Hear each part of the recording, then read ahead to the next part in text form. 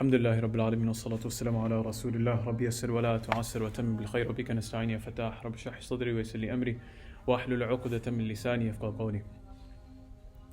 The hadith that we'll begin with today inshallah has been narrated by Abu Sa'id al-Khudri radiyallahu anhu. He stated that the Prophet ﷺ said that Allah subhanahu wa ta'ala, sublime the Most High, states that whoever the Quran and my remembrance preoccupy them from beseeching me, from asking and making dua, then I will give him the best of what the beseechers are given. I will give that individual the best of what that is given to those that make dua and ask and seek from Allah subhanahu wa ta'ala. Because the superiority of the words of Allah subhanahu wa ta'ala over all others is like the superiority of Allah subhanahu wa ta'ala over all of His creation. Meaning the single greatest word that can come out of your mouth is the kalam of Allah subhanahu wa ta'ala. There is nothing on the face of this planet, no words, no book, greater than the kalam of Allah. It is timeless, it is eternal. It is inimitable. There's nothing like it. And when the non-Muslims, they were challenged as ayatul tahaddi, those verses where Allah subhanahu wa ta'ala challenges the non-Muslims, that why don't you bring something like this, bring a surah like this, bring an ayah like this. It's not possible. They're not able to do that. So the individual that recites the kalam of Allah, the individual that occupies himself with the kalam of Allah, there is no one like that individual either. That's why the Prophet ﷺ has narrated this, that Allah subhanahu wa ta'ala has stated in this hadith Qudsi, that if you busy yourself and you preoccupy yourself with the kalam of Allah, then and you didn't quote unquote have time to ask and make dua, then Allah subhanahu wa ta'ala will still give to you. Why? Because you are spending your time for the sake of Allah subhanahu wa ta'ala and His words and His words alone. And if you see the flip side of this script, those individuals who do not busy themselves with the kalam of Allah. Ibn Abbas radiallahu anhuma, he stated that the Prophet ﷺ said that an individual who has no Quran whatsoever in his heart, zero Quran in his heart, you know what he's like? He's like a house that's completely ruined. It's completely broken down. No, it's not even, nobody's able to stay in there. It's a dead heart. It's a dead place. Why would you even want to enter? So since that house has no ruh in it, it has no lighting, it has no foundation, it has no pillars, it has no ceiling, you're not going to want to enter that. So an individual that has no Quran in their heart is just like that. It's just like that individual.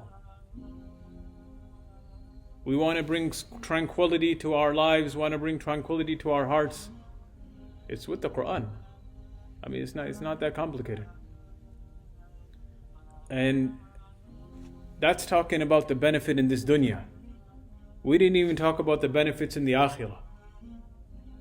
Abdullah ibn Amr ibn al-As radiyallahu anhuma stated that the Prophet ﷺ said that it will be said to the Sahib al-Quran, it will be said to that individual who connects and is always reciting and trying to implement and practice the Quran, it will be said to that individual, اقرأ وارتقي ورتل كما كنت ترتل في الدنيا. It will be said to that person that you recite and you rise up. Because just as you recited in this world, your maqam now will be that last verse that you recite. The last verse that you recite, the last verse that you're able to recite and recite and recite, your maqam is going to go higher and higher and higher. But if you don't recite, then you're not going to even be given this option. But those individuals that are well connected with the Quran, اقرأ وارتقي ورتل كما كنت ترتل في الدنيا فإن منزلتك عند آخر آية تقرأها. Your maqam will be that last verse that you recite. So you're going to keep on reciting and rising. That's the beauty of the Quran. is nothing like it. Nothing at all that's like it. That's why Ibn Abbas radiallahu anhu, he narrates that the Qurra, they were the companions and they were the assembly of Umar radiallahu anhu. And he didn't care whether they were young people or that they were middle-aged individuals or older individuals. Who did he keep by his counsel? Who did he keep in his counsel? Umar radiallahu anhu. It was those people that were reciting the Quran, the Qurra. Those are the individuals that were in his counsel. And we see, time and time again that the hadith of the Prophet ﷺ, which he says, "Afdalu dhikr al-Quran," where the most virtuous of adhkar, the most virtuous of remembrance that one can do is the recitation of the Quran.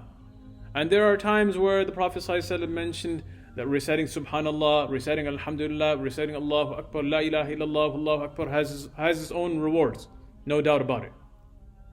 But if you want to compare one to the other, there is no comparison between the kalam of Allah with any other dhikr. That is the highest form of dhikr. The only time you are going to recite any other dhikr besides the Quran is when the Prophet ﷺ, he did it in a specific time of the day, or he did it in a specific time in salah. For example, in ruku'. You're not going to sit there in ruku' and recite Quran. Why? Because the Prophet ﷺ did not recite Quran. He recited adhkar. Subhana Rabbil A'la, Subhana Rabbil Azim.